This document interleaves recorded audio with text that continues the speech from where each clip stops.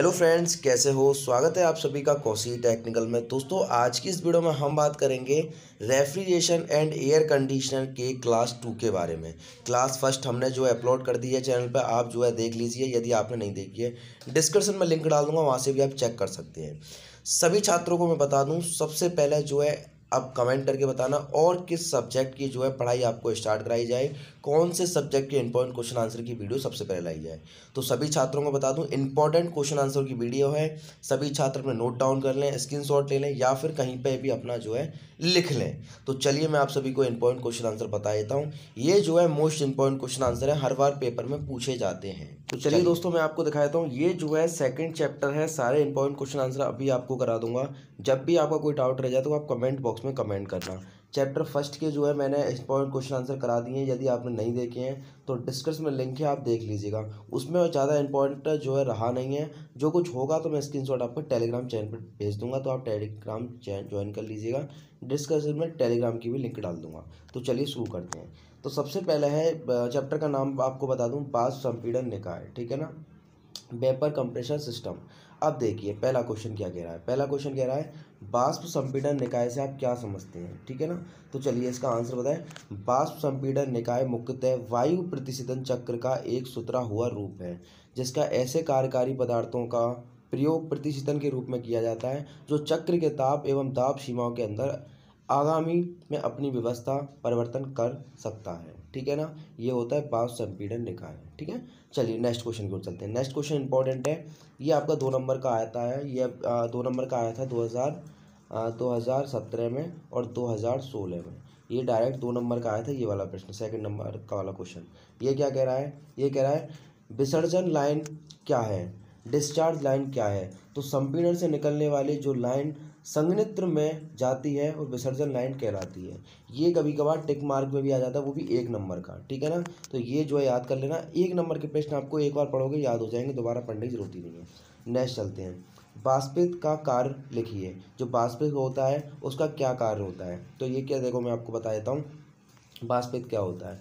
यह एक ऊष्मा विनिमंत्र की इस तरह कार्य करता है जो प्रतिशीतन स्थान में ऊष्मा अंतराल के लिए प्रतिशीतन के कार्य आवश्यक ऊर्जा अंतरण क्षेत्र उपलब्ध कराता है, ठीक है ना।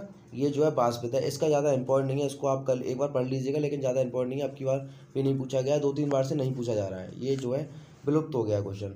चूर्ण लाइन, ये इंपॉर्टेंट है, ठीक है ना। सक्शन लाइन, ये का अर्थ लिखिए या इसको प्रकाश डालिए, इस तरीके से आ सकता है, ठीक है ना। तो चूर्ण लाइन के कार्य निम्न में दाब और ताप वाली प्रतिशीतन वाष्प में वाष्पित से संपीड़न तक ले जाना है। इसका कार्य जो है क्या है, प्रतिशीतन वाष्प को वाष्पित से संपीड़न तक ले जाना है, ठीक है ना। ये वाला इंपॉर्टेंट है। 1 नंबर का आया है 2015 में, 2015 में आया है। क्वेश्चन पेपर में देख लियो, आपको मिल जाएगा। अब बात करते हैं 2 नंबर वाले प्रश्न।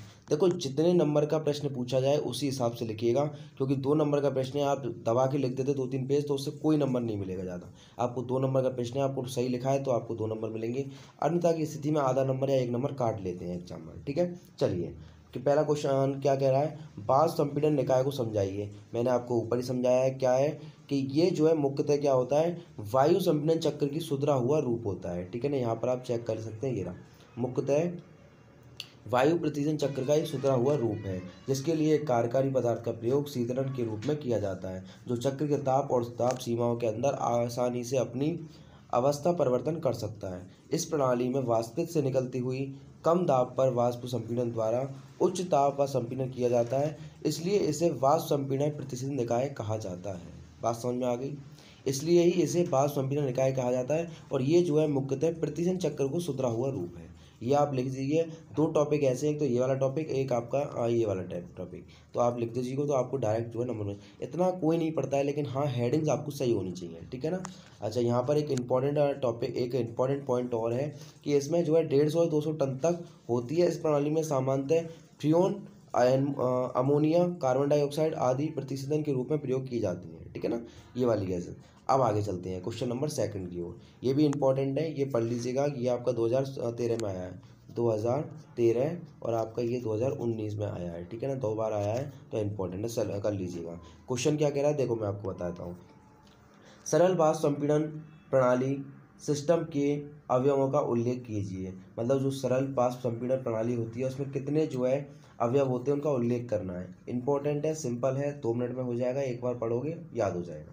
देखो पहला जो है सरल वाष्प संपीड़न प्रणाली कौन कौन सी होती है। देखो चित्र बना दोगे तो चित्र में भी अच्छी तरीके से, लेकिन हाँ एक बात बताऊँ, यदि आपको चित्र बनाने को कहे वो, यदि आपको चित्र बनाने को कहे, फिगर बनाने को कहे, तभी आप बनाना, अन्यथा की स्थिति में मत बनाना। यदि बोल रखा है उसने और 5 नंबर का प्रश्न है, 5 नंबर का प्रश्न है तो 3 नंबर का जो है चित्र देता है या 2 नंबर चित्र पर देता है और 3 नंबर आपका जो है थ्योरी पे देता है। तो इस चीज़ को ध्यान रखना। यदि उसने बनाने को कह रहा है तो बनाना, नहीं बनाने को कह रहा है तो आप जो है नहीं बना सकते हैं। ठीक है, बना भी सकते हैं अपने अकॉर्डिंग, मतलब समझाने के लिए तो भाई अच्छा जो है।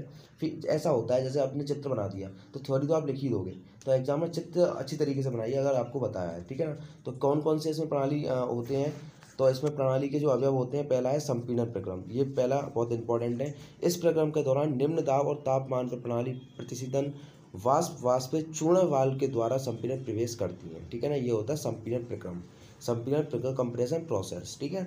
नेक्स्ट है संघनन प्रक्रम। ठीक है, इंपॉर्टेंट है। देखो क्या कह रहा है, इस प्रक्रम के दौरान संपीड़न में आने वाली उच्च ताप तथा एवं दाब वाली प्रतिजन वाष्प संघनित्र में प्रवेश करती है, संघनित्र में प्रवेश करती है, जहाँ पर यह स्थिर दाब पर अपनी गुप्त ऊष्मा आपकी गुप्त ऊष्मा प्रतिशीतन माध्यम के वायु या पानी चित्र में जो है परिवर्तन हो जाती है, और जहाँ पर रिलीवर की एकत्र होती है, जो रिसीवर होता है आपका, रिसीवर जो एयर लेता है वहाँ पर जो है एकत्रित हो जाती है। थर्ड नंबर का जो उल्लेख अवयव है वो है प्रसारण प्रक्रम। ठीक है ना, इसमें क्या होता है, इस प्रकार की उच्चतम वाष्प दाब एवं तापमान वाला प्रतिशीतन द्रव आविकारी प्रसरण वाल्व में हो जाता है, जहाँ पर स्थित एंथैल्सी पर द्रव का दाब एवं तापमान बहुत कम हो जाता है। ठीक है ना। नेक्स्ट है वाष्पन प्रक्रम। इंपॉर्टेंट है, वाष्पन प्रक्रम देख लेना, चित्र इसको समझा दिया गया क्योंकि उसमें चित्र बनवाया नहीं था, उसने बना दिया, इसको उसको आता था। ठीक है ना। अब देखो यदि आपको आता है तो आप बना दीजिए, नहीं तो कोई ज़बरदस्ती नहीं है, यदि उसने बनाने को लिए नहीं कहा है। ये इंपॉर्टेंट ज़्यादा है नहीं है, इसको छोड़ देना प्रश्न को। सरल वाष्प संपीड़न प्रतिशीतन प्रणाली के मुख्य अवयव याद कीजिए, ये कोई इंपॉर्टेंट नहीं है, इसको छोड़ दीजिएगा। ठीक है ना, इतना इंपॉर्टेंट है नहीं। ये वाला इंपॉर्टेंट है, देखो ये वाला क्वेश्चन नंबर 4 क्या कह रहा है। देखो ये यहाँ पर आप देख पा रहे होंगे, वाष्प संपीड़न चक्र का वर्णन कीजिए। मोस्ट इंपॉर्टेंट प्रश्न है, most important, very very very very important डाल लेना इस पर। ठीक है ना, इंपॉर्टेंट डाल लेना वेरी, क्योंकि ये जो है हर बार पूछा जाता है ज़्यादातर। आप जो है पेपर उठा के देख लीजिए। वाष्प संपीड़न चक्र क्या होता है, प्रसारण वाल्व के जाने वाले पहले संघनित्र द्रव प्रतिशीतन अवशीतलित हो जाता है। इस प्रकार वाष्पित से निकलने समय वाष्प संपीड़न अतिरिक्त अवस्था में होता है। यह अतिरिक्त प्रसारण वाल्व के प्रकार के निर्भर करता है, और यह निर्भर करती है कि प्रतिशीतन चूषण लाइन के दौरान निकली कितनी ऊष्मा ग्रहण करेगी। मतलब कि ये क्या निर्भर करती है, ये जो है देखती है कि जो प्रतिशीतन चूषण लाइन है ना उसके दौरान कितनी ऊष्मा ग्रहण करेगी, कितनी ऊष्मा जो है ग्रहण करेगी, कितना जो है छोड़ देगी। यहाँ पर सेकंड पॉइंट यहाँ पर देखा, सामान्यतः यह जाना जाता है कि संपीड़न एक्सटर्नली होता है, और परंतु प्रतिशीतन और संपीड़न के एक्सटर्नली होता है और ना ही पॉलीट्रॉपिक होता है। ठीक है ना, ये इतना इंपॉर्टेंट नहीं है, इसमें देख ले, ये वाला टॉपिक आप ज़्यादा देखना नहीं, क्योंकि इसमें चित्र वगैरह थोड़ा ज़्यादा समझाया गया है। ठीक है ना, इतना छोड़ दीजिएगा। चलिए नेक्स्ट की तरफ चलते हैं। आपको एक ये वाला क्वेश्चन और है, इंपॉर्टेंट है, मोस्ट इंपॉर्टेंट डाल लेना इसको। सुपर हीटिंग पर संक्षिप्त टिप्पणी लिखिए, 3 नंबर में आता है लास्ट के टॉपिक में। सुपर हीटिंग क्या होती है, इसमें संक्षिप्त टिप्पणी लिखिए, सुपर हीटिंग को समझाइए। ठीक है ना, क्या होती है देखो मैं आपको समझाता हूँ। सुपर हीटिंग स्थिर दाब पर उबाल बिंदु या क्वथनांक को ऊष्मा को अधिक ऊष्मा रेफ्रिजरेशन वेपर पर होना सुपर हीटिंग कहलाती है। ठीक है ना, क्या होता है, जो अधिक ऊष्मा होती है, जो रेफ्रिजरेंट वेपर पर होना जो है सुपर हीटिंग कहलाती है। ठीक है ना। अच्छा, रेफ्रिजरेंट वेपर एवोरमेंटर और सक्शन के बाहर आने वाले अधिक कंप्रेसर की जाने वाली सुपर हीटिंग हो जाती है। सामान्यतः इस प्रकार की कुछ डिग्री तापमान बढ़ जाता है। जब सुपर हीटिंग होती है, आप हीटिंग से ही अंदाज़ा लगा सकते हैं, उसका तापमान बढ़ जाता है। इस प्रकार के ज्ञात होता है कि एवोरमेंटर के कुल रेफ्रिजरेशन वेपर के परिवर्तन नहीं हो पाता, और इसके लिए अतिरिक्त प्रकार से द्वारा कंप्रेशन में कुल रेफ्रिजरेशन वेपर परिवर्तन नहीं हो पाता है। इसके लिए अतिरिक्त अच्छा यहाँ पर सुपर हीटिंग के प्रभाव कंप्रेशर वाल्व के खुलने वाले साइज पर निर्भर करता है। सुपर हीटिंग का प्रभाव वाल्व के अधिक खुलने में अधिक, कम खुलने पर कम होता है। ठीक है ना। अच्छा यहाँ पर दो चीज़ हैं सुपर हीटिंग में होने वाले प्रभावित। पहला है कंप्रेशन के कारण एवं प्रभाव, ये इंपॉर्टेंट है। कंप्रेशन के कारण एवं प्रभाव इंपॉर्टेंट है। सुपर हीटिंग साइकिल की स्थिति में तथा सामान्यतः साइकिल की अधिक कंप्रेशन का कार्य होने लगता है। इस प्रकार कंप्रेशन अधिक कार्य करना पड़ता है। ठीक है ना, ये होता है कंप्रेशन। अब देखो कंडेंसेशन क्षमता के आधार प्रभाव देखो, समान कंप्रेसिंग प्रेशर और सतत तापमान होने पर कंप्रेसर को छोड़ने वाले कंडेंसर में प्रवेश होने वाले रेफ्रिजरेंट वेपर का तापमान सामान्य साइकिल की अपेक्षा बहुत अधिक होता है। ठीक है ना, जिसमें कंडक्शन का ताप बढ़ने पर अधिक क्रिया अधिक होती है अतः कंडेंसर का कार्य अधिक हो जाता है। ये कंडेंसर क्षमता पर प्रभाव डालता है। ठीक है ना, जब अधिक कार्य होगा तो क्षमता भी घट जाएगी, तो ये क्षमता पर प्रभाव डालता है। तो दोस्तों ये था आपका पॉलीटेक्निक फोर्थ सेमेस्टर का आपका जो है आरएसी का इम्पोर्टेंट चैप्टर सेकंड के इम्पोर्टेंट क्वेश्चन आंसर। तो नेक्स्ट सब्जेक्ट की किसकी वीडियो लाई जाए, किसका जो है इम्पोर्टेंट क्वेश्चन आंसर बताए गए, कमेंट करके ज़रूर बताना। मिलते हैं नेक्स्ट में, बहुत जल्द। धन्यवाद, बाय बाय। चैनल को सब्सक्राइब करना, वीडियो को लाइक करना, अपने सभी दोस्तों में शेयर करना। मिलते हैं नेक्स्ट में बहुत जल्द। धन्यवाद, बाय बाय।